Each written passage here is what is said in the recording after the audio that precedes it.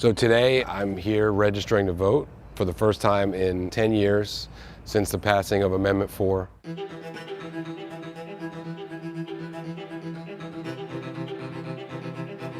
There is no greater equalizing force than the ability to vote in the voting booth. Before Amendment 4 was passed, over 1.68 million Floridians was barred from voting. That's more people than the population of several states and U.S. territories and over 50 countries in the world. Florida by itself accounted for almost a quarter of the total amount of people in the United States that could not vote because of a prior felony conviction.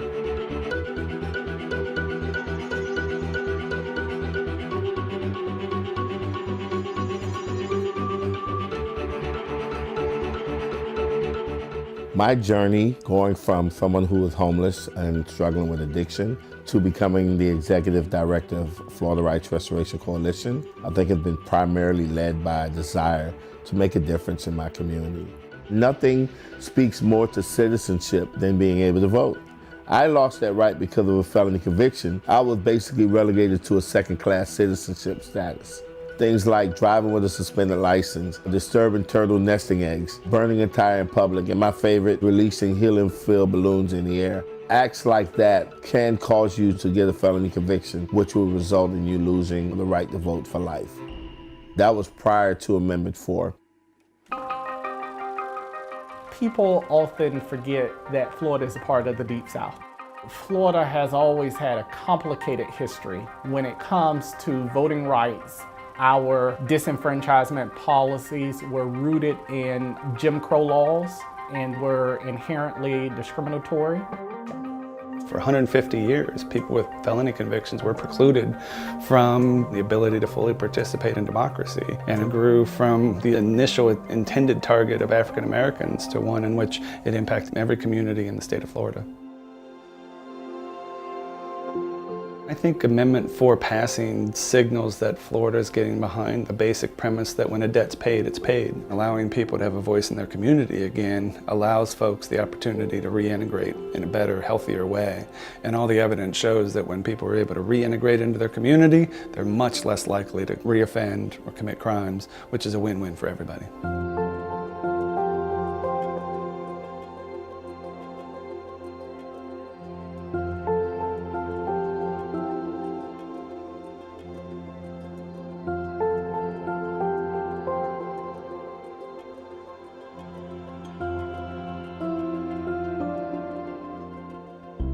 Dealing with the criminal justice system gives you a certain experience that we think it's important to have at the table when you want to talk about creating safer communities, when you want to strengthen families, and when you want to grow the economy.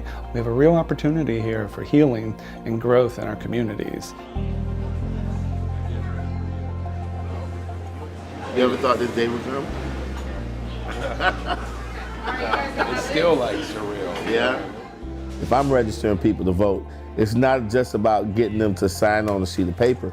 It's them getting to feel that appreciation for voting so that what they're doing is starting a process in which they're going to be engaged in our democracy. That's what makes our politicians more accountable to our needs.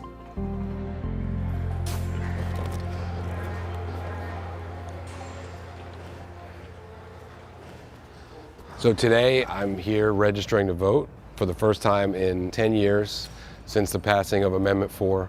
I was convicted for sale and possession of cannabis. Now my voice is on the same level as everyone else. So it'll be new registration. New registration. Whew. That power of coming together, that power of unity, that helps us propel to the next level through seeming insurmountable obstacles. And we did that. We've seen that with Amendment 4. We had over 1 million more votes than any candidate that was on that ballot.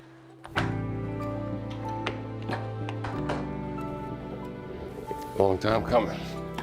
That speaks to the testament of what we can accomplish when we come together and we put aside racial anxieties, we put aside political anxieties, and we just come together along the lines of humanity.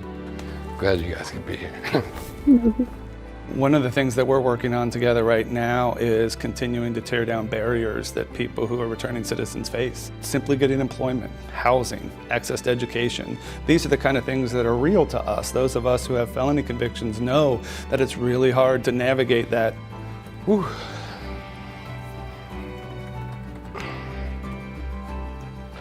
Did it. 4. I'm on about 7 to 10 days, okay? 7 to 10 days? All right. Thank you. A part of when I spent some time in jail, I used to write a lot. One of the things that I wrote was about a chance. Everybody should be afforded a chance to prove themselves. I think there's a lot of work to be done. The state of Florida has already shown that they're a compassionate state with voting to pass Amendment 4, so I think that we're on the right track.